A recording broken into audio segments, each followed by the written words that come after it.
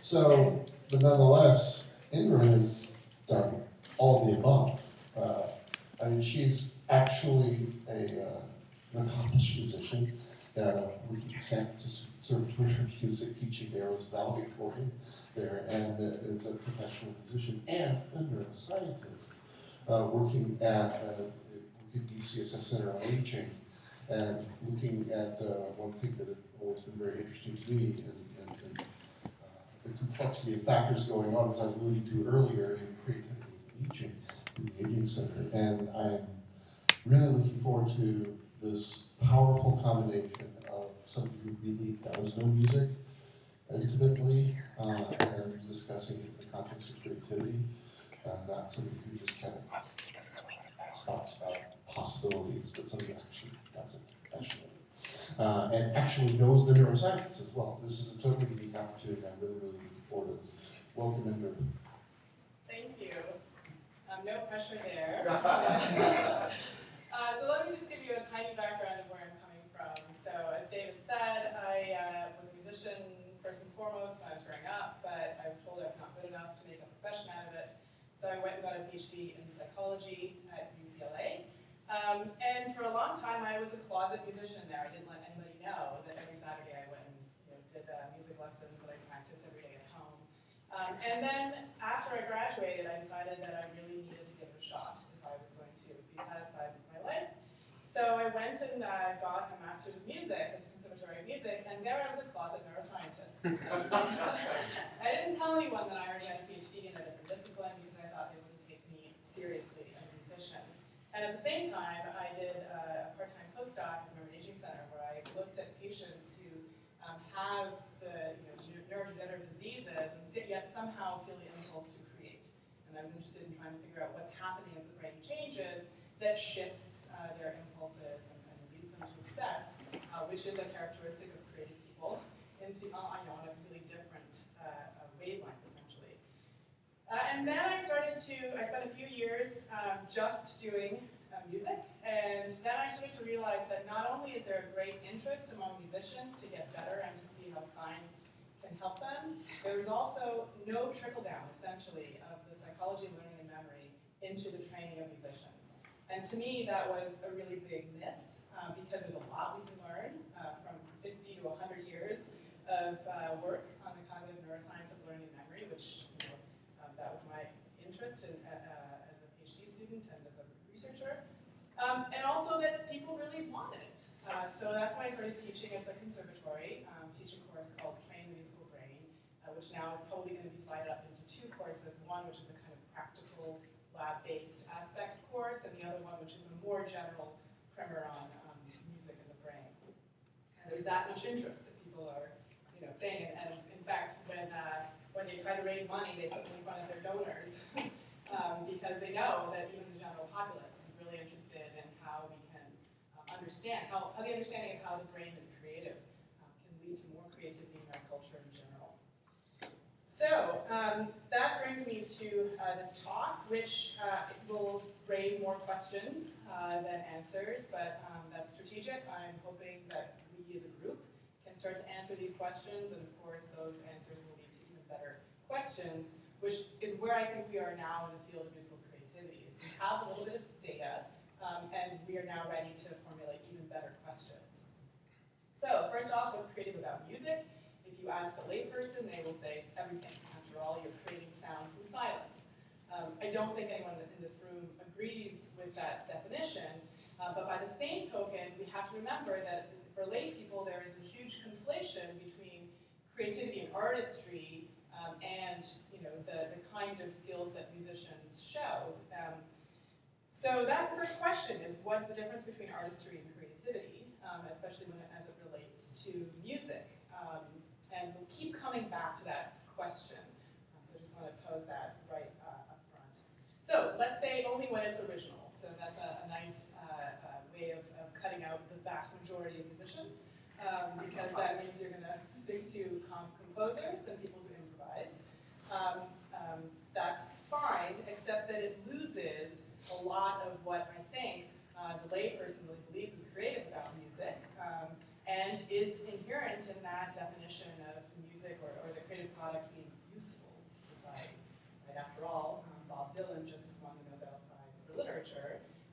And if you ask a bunch of composers whether his music is really original and creative, I know he didn't win it for music, but he didn't just win it for literature either, for poetry, they will have a different opinion.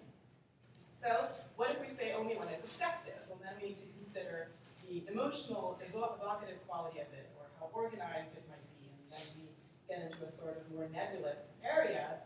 But there are even some people who are trying to tell us that not only has to only when it's both original and effective, but it doesn't just mean composing. We can have creativity in performance, even if it's not improvisation. And I put a question mark there because there is even a group of people who are talking about listening. And this comes from musical imagination.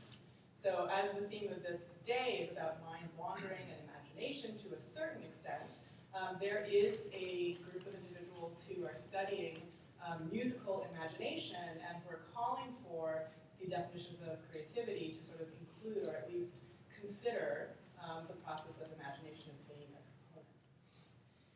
So one of the things that's odd about musical creativity is that there is one universal feature that almost everybody agrees is standard across genres and cultures, and that is repetition, almost the antithesis of creativity. And yet, as Dinah Deutsch just up the street has shown, you can turn speech into song simply by repeating it. If you've never heard the speech-to-song illusion, please go and listen to it. Essentially, what happens is she says a phrase, and then she says a sentence. She pulls out a phrase and repeats that phrase over and over and over again. And when you hear the whole phrase again, it sounds like she bursts into song. You only have to hear that illusion once to be forever changed. Now, the stimulus reaching your ear is the same. What's changed is your brain. Your brain now categorizes that phrase as music because it has a different intention, it has a different component to it. So, those of us now, the only genre in which repetition isn't a part of music is one in which it is explicitly avoided, and that is contemporary art music, because it seeks towards creating more and more original compositions, and repetition has been such a universal feature that one way to make a composition original is to avoid any kind of repetition. And I actually spend a lot of my time performing, and I perform works by living composers, because as a performer that allows me to be part of the creative process. And with every relationship that I've built with a composer, I know that my performance, my interpretation of the music that they've given me has influenced the final product. But I don't tell a composer whether or not I will perform their music until I've listened to it multiple times. Because the truth is that it's very hard to judge a piece that has no repetition if you've only listened to it once. And so repetition plays a part even in the performance of the one genre in which it is explicitly avoided in contemporary art music. One of my colleagues, Elizabeth Margulis, has written a book called On Repeat, How Music Plays in Mind. There's a long discussion about repetition, but I bring this up only because she actually took compositions by two very eminent contemporary art music composers, Elliott Carter and Luciano Berio, and she hacked them such that she inserted repetitions, and then she asked people to rate those pieces on three categories. One, how much they enjoyed listening to them, how interesting they found it, and how artistic it was. And it turns out when you insert repetitions, people say it's more enjoyable, it's more interesting, and it's more artistic. They will rate that piece as being more likely to have been generated by a human than a computer. So, although we might think that creativity is all about novelty necessarily, there is this component of repetition that we should consider. So that brings me to the question of what's more creative, interpreting with virtuosity a piece that has been written for 400 years in a new way, or improvising, essentially composing on the fly. And most people will say it's composing on the fly, it's improvising. Louis Armstrong is far more creative than your average or even your best violin virtuoso. People who, or amongst at least people who know the standard definition of creativity, but if you ask a layperson, they might have a different answer to you. And so when we started to study the neural basis of creativity in music, there has been a push towards improvisation as being the kind of standard task. And I'm calling out for describe, as we go along the talk, why I think that might be the case, and actually how it very much relates to mind wandering and the kinds of processes that are involved in mind wandering, and finally how training actually enables that kind of creativity in performance. So here's a quick outline of my talk. We'll talk a little bit about how musical creativity has been assessed. We'll describe 3 kind of tests of musical creativity that aren't simply improvisation. Then we'll talk about the neural basis of improvisation, since that in some way is at the core of what people consider musical creativity. And then I'll talk a little bit about training to be a musician from 2 perspectives. One, how might musical training impact creative cognition? And second, how might training methods impact musical creativity and creativity in general?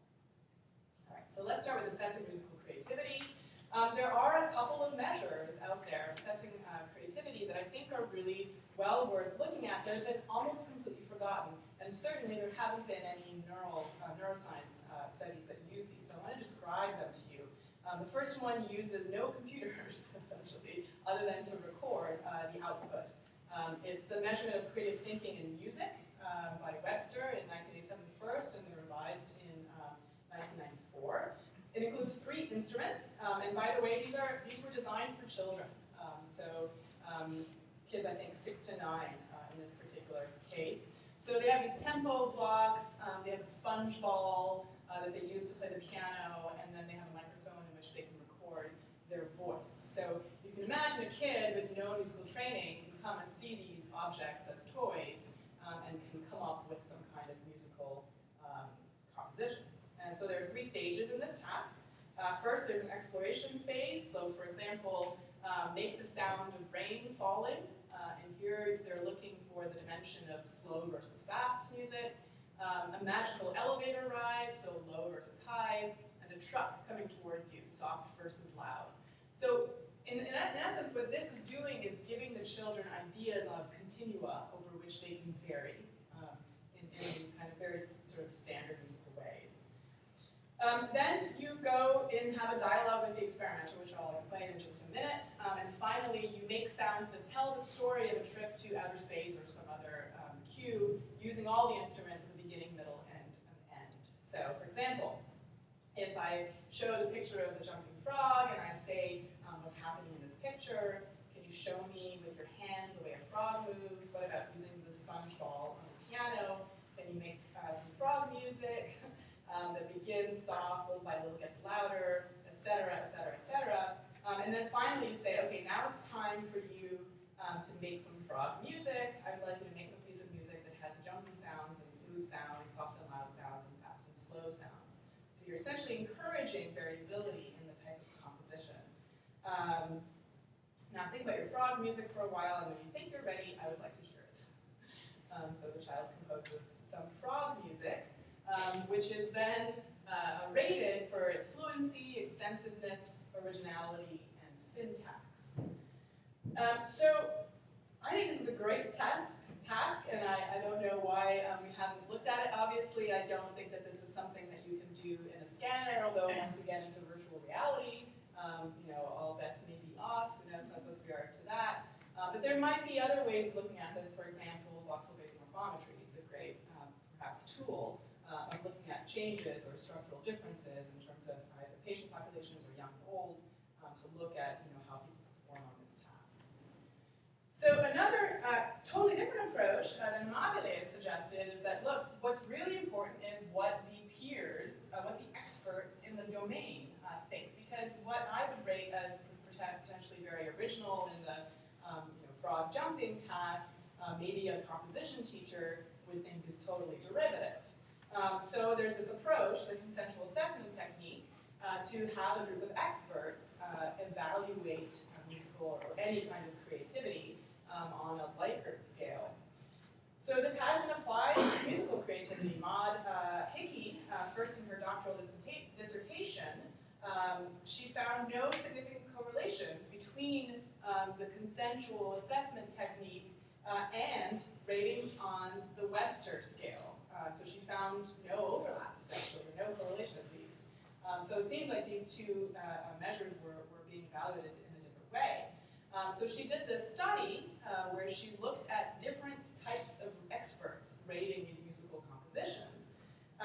And interestingly enough, she found that composers showed very little inter-rater reliability. They did not agree on how good these compositions were amongst each other, let alone with anybody else. But theorists, actually, and teachers, music teachers, instrumental teachers, mixed teachers, even children, were much more reliable in terms of their ratings of the creativity of these compositions. And one reason that Maud presents is that maybe composers just have no experience evaluating children's compositions, and so they can't tell the difference between a good child composition and a bad child composition. But the theorists should have the same problem too, although they don't. So it's an interesting conundrum that I think is certainly present in musical creativity evaluation and probably in visual artistry as well.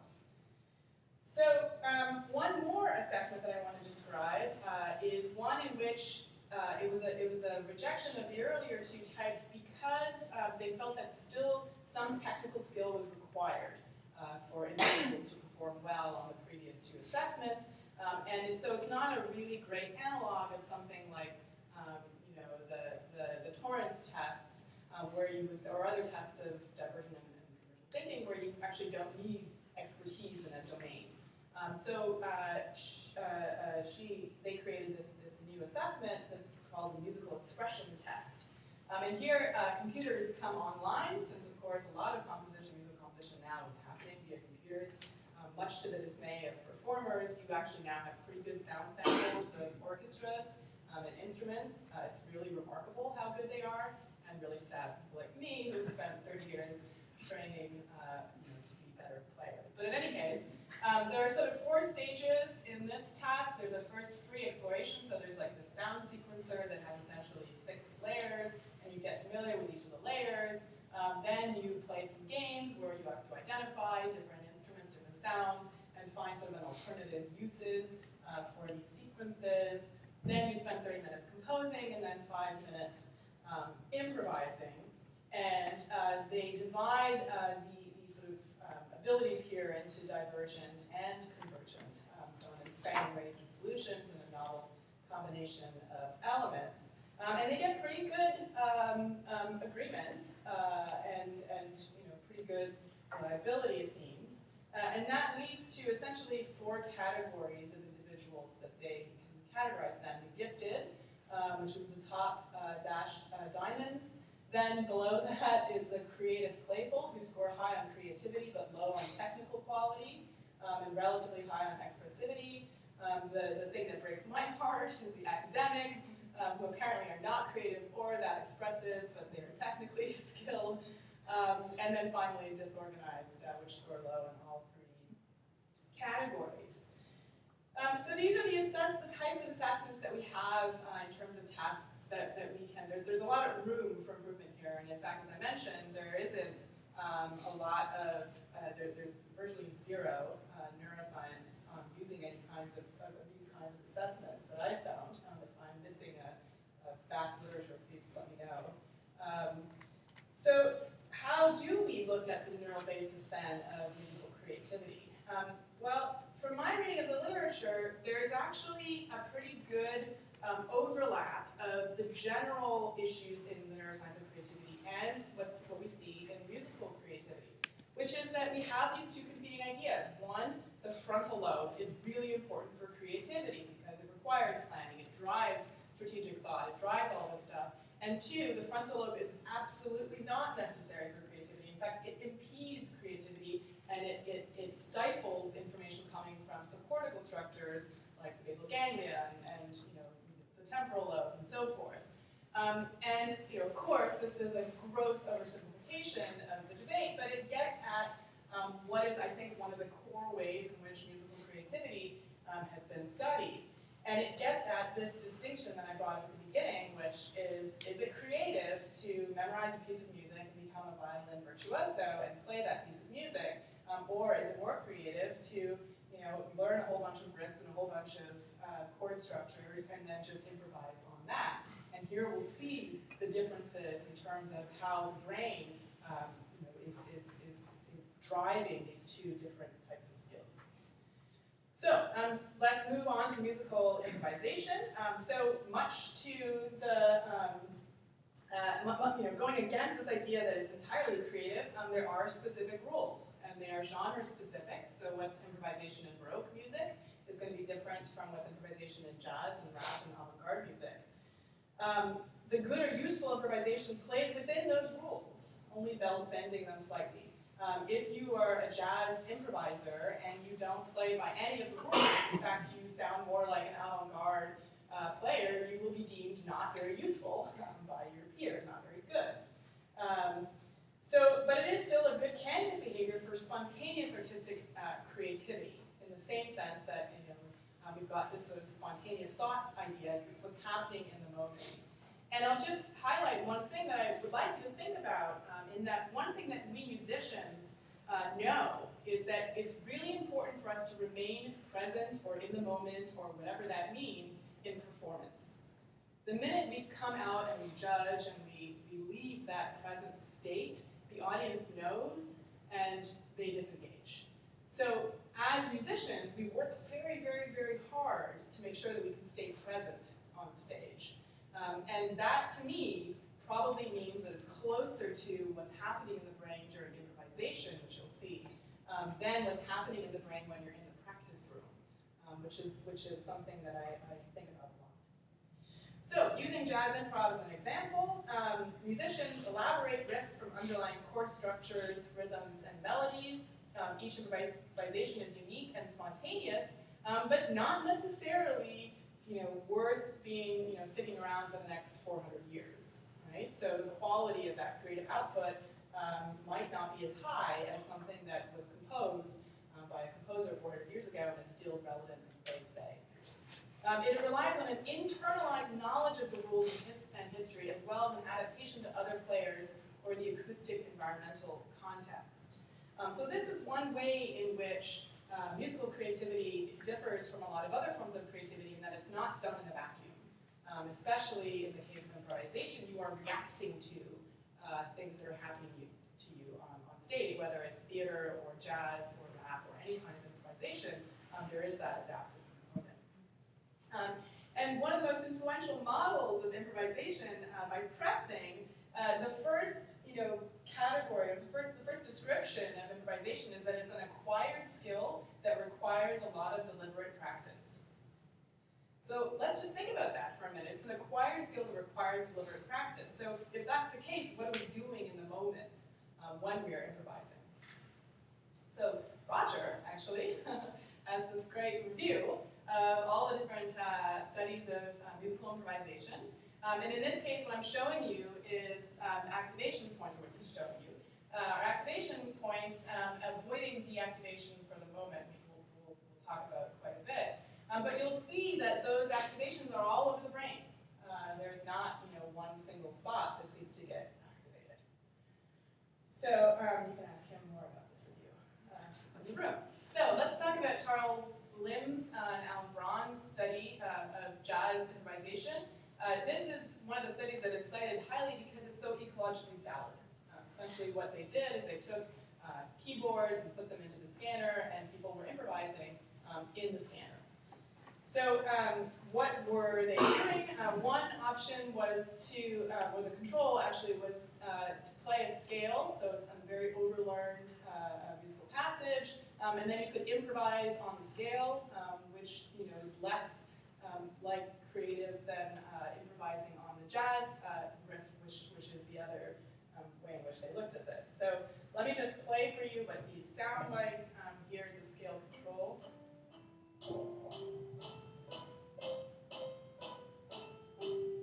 So you'll hear the beat, right? And then the scale improv.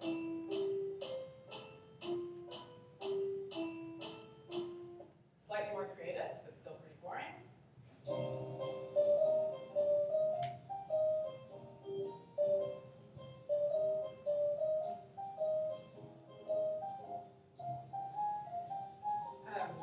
So this is better musically, and you'll notice that there's a melody that they had to memorize before they came into the scanner. already knew, and played 100 times. It was something that they had to memorize specifically for this study. And then when they got into the scanner, they would have this 4-instrument track going, and they'd be improvising to it.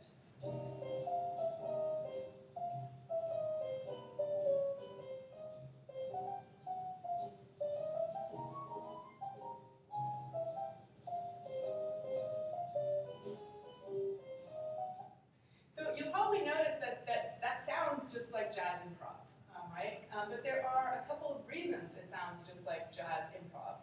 There are some of the same tools that the person is using that we hear in jazz players, which is extending the beat a little bit, playing with the pulse, taking different parts of the melody apart, but still remaining within the chord structure.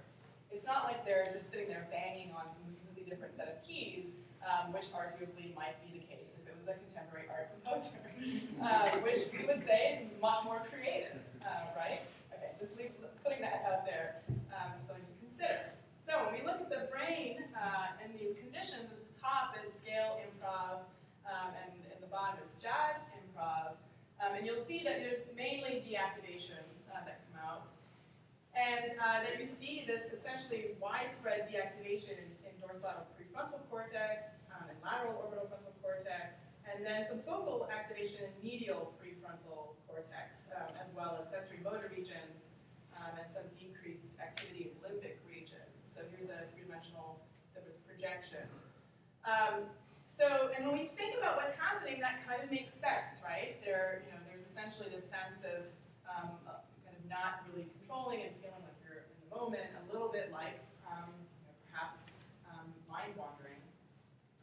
And interestingly enough, just recently he published a sort of follow-up study showing that, in fact, the emotional intent modulates what parts of the brain are more or less active during the same task. So here's what essentially he did is the lab did is they looked at these pictures of emotions of an actress, and then they were told to either improvise or play a chromatic scale, and depending on the emotion, they got somewhat different brain activations. So the emotional modulation seems to change how the brain responds to this same task.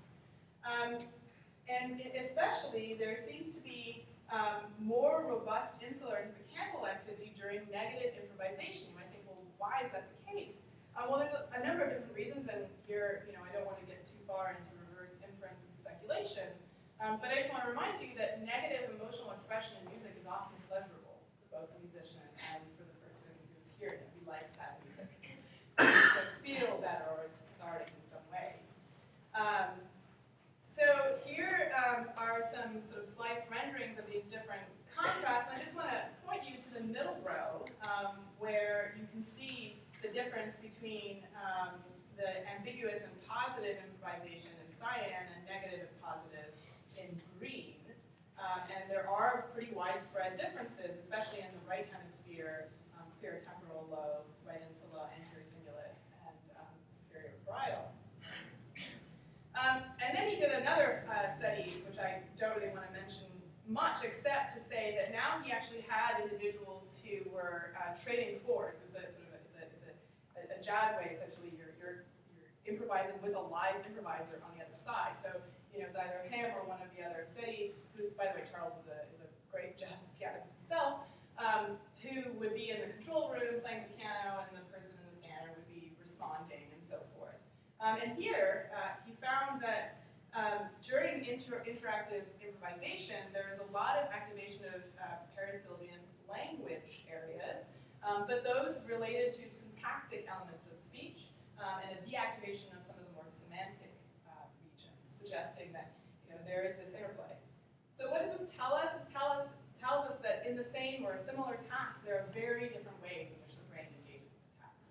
And that's something we musicians know. We have good performances and we have bad performances. And I can guarantee you that our brains look different when we have a good day and when we have a bad day. And if we're trained well enough, the audience might not notice.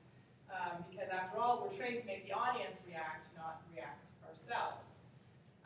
So this brings us to improvisation in classically trained pianists, which tells a slightly different story. Here, the story is more of activation, of regions of dorsolateral prefrontal cortex, and dorsal premotor. That even happens when we have classically trained people. So this is another sort of version of a similar task where you've got these rhythmic improvs versus melody improvs, and again you see the contrasts are different, so you're going to see fewer areas, but you see dorsal premotor cortices involved and so forth. And this seems to be modulated by expertise. So the same group looked at what happens when you compare individuals who don't have expertise in music. And sure enough, here you do see more sort of deactivation in the people who are now experts in music. And this also kind of coincides with the kinds of observations I've made amongst musicians, where we train so that things can be automatic, so that we don't have to think about how we are doing that skill in the moment. We can think about other things. Our brains can be engaged in emotional expressivity, not on the technical side of whatever it is that we're performing. So finally, I want to just highlight another study. This is also of classical musicians, although this included both jazz and classical pianists. And essentially what they found was that you have this increased functional connectivity between premotor and prefrontal areas. And with improvising experience, you see sort of graded negative associations, so some of the deactivations. So you see decreasing activity in some regions and increasing connectivity in other regions, and I think that really speaks to what we're trying to do when we're training musicians, which is we're trying to automate a very complex task so that you can hopefully see more efficient or even deactivation. So that brings me to the question of, well, can you train in musical creativity, or can you train in any kind of creativity? And when you go back to the very first assessment task that I told you about, where the kids are using a ball, a sponge ball, to play the piano, it turns out that when you have them improvise and think about that, you can actually see a big difference in terms of their creative thinking. And I think this makes sense, getting back to Dan Schachter's work on priming people for episodic simulations. You put them into a different kind of mindset, essentially, but also you sort of show them how to do this task, and they will be better on it, depending on how we measure it. So, what are some of the other drivers of this kind of creativity? Well, there is a group of individuals who believe that working memory benefits creative insight, musical improvisation, and so forth, and I don't really have time to talk about that, only to say that one of the things we do with deliberate practice is increase our chunking ability and changing our mental representations. So that's something sort of to think about as one of the effects of training. So that gets us to this, how might training impact creative cognition, and how might training methods impact musical creativity? Well, I'm sure you've all heard of the Mozart effect, and I'm sure you all know that the original study is nothing to do with how it was actually related to in the press. It was just essentially an arousal effect where people, for 15 minutes were better at visual spatial reasoning because they were more alert.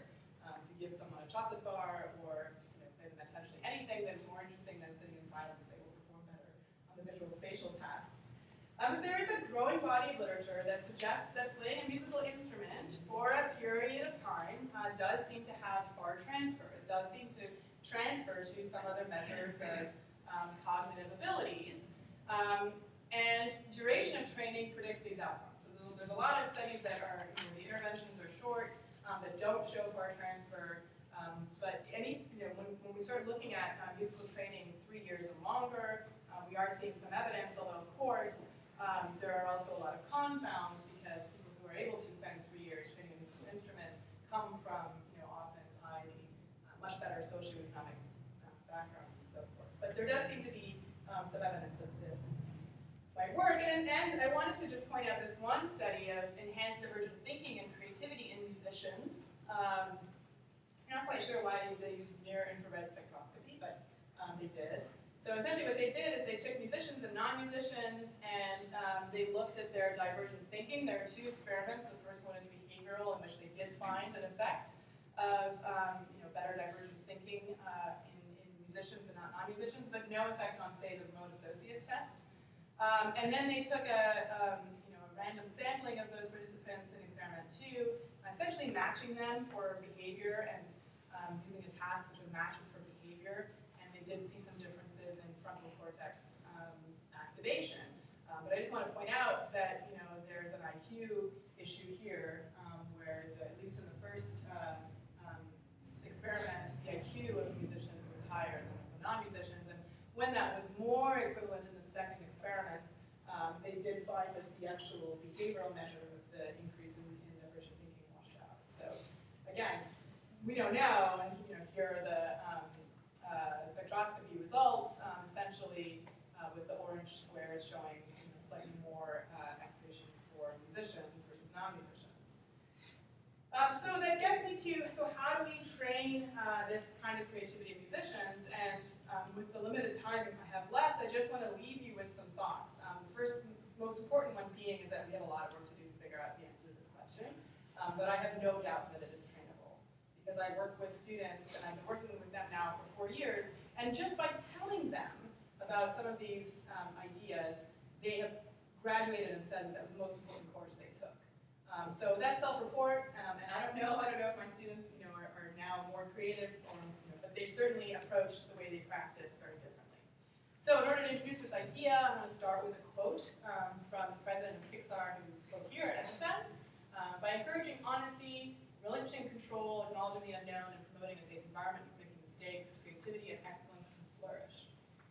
And the reason that I'm bringing up this quote is that it's quite different from the culture of the standard classical music training, and I'll explain why that is. I also want to point out that the componential theory of creativity by Motley does actually work quite well for musicians, because she acknowledges that there is this deliberate practice step that we need to do to develop these domain-specific skills, but there's also an important part of motivation as being a part of it, and especially when it comes to classical music training, where that training has to happen for decades. Motivation is a huge factor, and also when it comes to how that person ultimately will be creative, I think what that motivation comes from is a really key driver, because it affects how they practice every day. Let me show you how that might be the case. So the traditional classical training model is that you spend years with the same teacher, one-on-one, and it's an apprenticeship model. And that worked for hundreds of years because individuals took lessons every day. It doesn't happen today. You get one lesson a week, and then you have to spend the rest of the time by yourself in your practice room. So unless you know what to do in the practice room and what to look for, you're not getting the same experience as people did 100 years ago. So the way that people practice now is becoming much more important, and how they're motivated becomes much more important. So in the traditional model, it was okay to think about prodigies and talent and not have to define what it means to be a good musician, because they had essentially this automated skill learning that was happening with their teacher. They had these automated corrections. But now, from a large number of work by Bob York and colleagues, we know that conditions of instruction that make performance improve in the moment, in the lesson, sometimes fail to support long-term retention and ultimately transfer. So when we're talking about how to go from the studio to the stage, we need to think about these, what we call illusions of competence. So my students will say to me, oh, but I totally got it in my lesson, because we did it over and over and over again 10 times, and then I could do it. But that's blocked learning, right? That's not teaching the individual what they're doing. They're just going on their residual memory and reacting to their teacher. They don't actually know what it is that they're trying to learn. Conditions of instruction that create difficulties for the learner or slow the rate, so things like interleaving trials, spaced versus mass practice. This is all such old news for us in this room, and it's such new news for people who are musicians and trying to train. Even things like they'll say to me, well, but I can do it in the studio, and I can do it in the practice room, but when I get on stage, I can't do it. The conditions of stage performance and studio performance are very different. And what they need to practice is getting up on stage and having all of those contextual effects. So the application of desirable difficulties is something that I work with interleave trials or you interleave what you're doing, it encourages them to take on different strategies in terms of what it is that they're learning, which will ultimately lead to more creativity in their playing. So this is what I talk about as being the prodigy problem. A prodigy, someone who has been praised for their achievement very early on, develops this internalized belief often that they are talented. And as they go out into the world, they don't want that belief to be shattered, so they don't take risks. And they don't, in their practice room, they only practice things they're already good at. They don't practice things that they're not good at yet. And this kind of little effect accumulates and accumulates and accumulates to the point where they come to me at the Conservatory of Music, and a lot of them are prodigies. A lot of them are young, very successful musicians, but they don't know how to practice because all they do at home is practice the things that they're already good at. So if you've never heard of this particular realm of thinking, I encourage you to look at Carol Dweck's work, who talks about fixed and growth mindset. And I don't really have time to go over it, except that this is in the case of intelligence, and it really applies to the case of musical training, where individuals who internalize or are praised for their intelligence actually show much less risk-taking.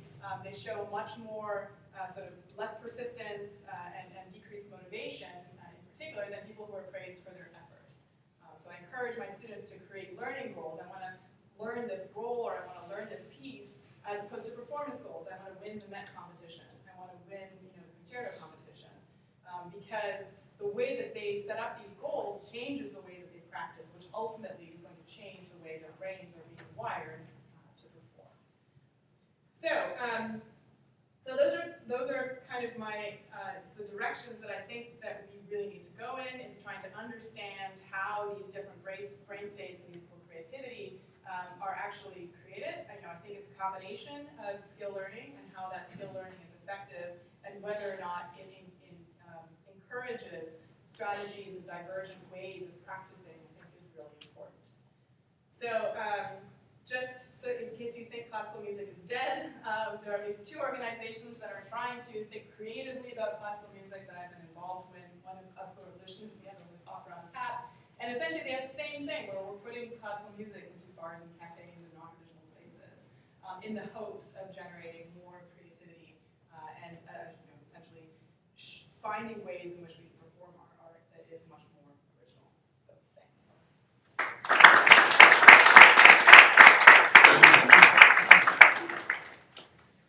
Any questions? And I should point out, I'm a childhood friend of one of the biggest prodigies out there, Joshua Bell. Oh, yeah. And it's really one of his mother's oversight was rather incredible. I could track it down possibly. She said she had run into her a few years ago, and how she managed to avoid the prodigies. Yeah, no, I mean, and there are prodigies who do fine. Yeah, oh yeah. But there are also a lot of students who maybe weren't quite as prodigious, but who still showed early facility with their instruments that stopped practicing because they're told they're not good enough. He's certainly good at risk taking. Quick aside, as many may not know, as you obviously know, one of the really interesting things about processing music is that a novice reading music, relative novice, is going to process things on a page spatially, and when you're very, very advanced, you read it like we read text, and you see that. It's different in imaging. And so otherwise, you said that the interactive jazz musicians, the syntactic area, it sounds like it's like the finishing each other's sentences. Yeah. And it's like, well, it's right in there. These super skilled individuals, for them, it's language. It's going back and forth to each other. And it's like finishing each other's sentences. And it's like, whoa, but I see, I don't know. Question. My work is also in jazz cognition. So a lot of the discussion today has been about internally generated thought in terms of how we generalize our ideas of creativity, and specifically with these differential effects of activations or deactivations of prefrontal cortex, dorsolateral prefrontal cortex. So, and in Lim's work, right, the main difference between the studies showing activations or deactivations is the difference between one performing by themselves, right, in the first study, where there's widespread deactivations of RDLPSC. Then when they're responding to one another, when that direction is focused externally, right, you see activation. And I wonder, when we're talking about even at the level of just improvisation within jazz, once you introduce multiple people and have these different variables with familiarity, do you think that external-internal difference is what's driving those results? Well, yeah, and it was kind of one of the points I was trying to make, which obviously I didn't make well enough, is that the same kind of, from a layperson's perspective, the performance of what the person is doing, they're playing jazz, is the same. But the brain states are so different depending on the conditions of performance and what the person is trying to do. So, yeah, I totally agree with you in the sense that that's what there are going to be these differences. There are also going to be, we see that behaviorally in performances, right? The difference between a chamber music group with no conductor and playing in an orchestra. I can guarantee that the brains of the orchestra players are going to look quite different from the brains of the string quartet players who have to do a lot more listening and responding. Whereas in the case of the orchestra players, they have to do more melding and watching and keeping in time and blending. So I think that that's what's kind of what's interesting to me about this work is that the answer hasn't been found yet, right? We sort of think we see one study, here's the neural signature of jazz improvisation, and we think we're done. But that's why I think we're just at the beginning, and now we can answer better questions. We can say, okay, like what is the difference between individuals who are creating online as soloists versus people who are playing in a group? Versus people who are, and I honestly don't know that, I just emailed Charles this morning, was like, we should really do this study where we look at individuals who are highly practiced classical musicians who are now either performing the piece with respect to, having it to be really technically sound or, really original in terms of their interpretation or in their expression, and I bet we'll see a lot of overlap. I don't know that the processes ultimately are that different, which is exciting because it means they're not that different from the rest of rest of some of this cognitive work.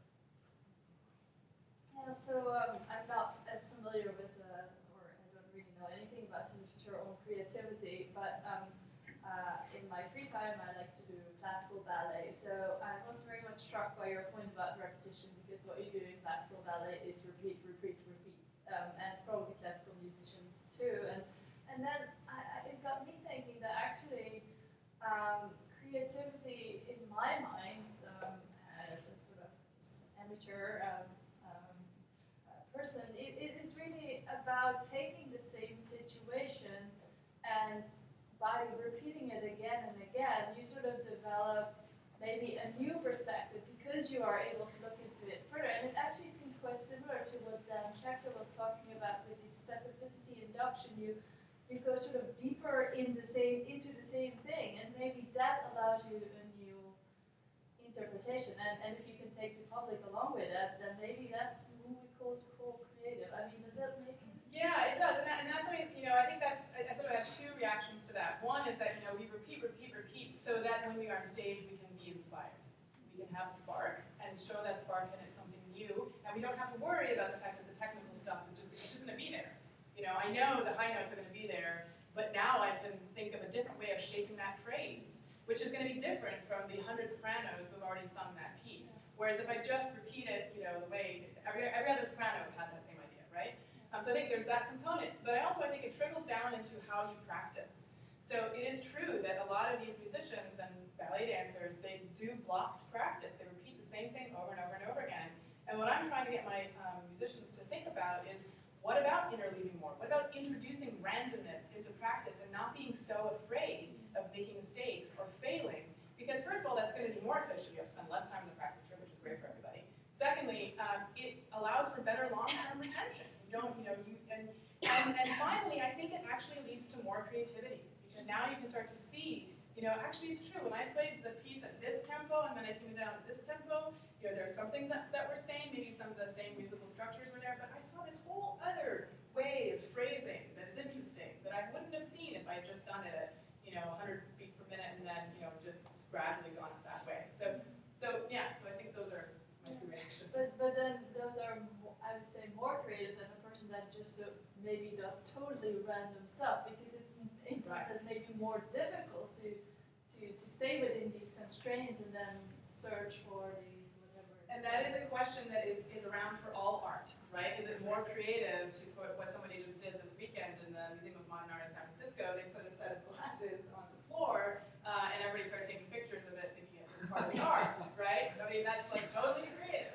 you know. But of course, the artists will say, well, there was no intention, and there was no blah blah blah, and there's this all stuff, right? So it's the same thing in music, right? And I think we, you know, it depends on who you're asking. If you're asking the composers, they'll probably say it's less creative.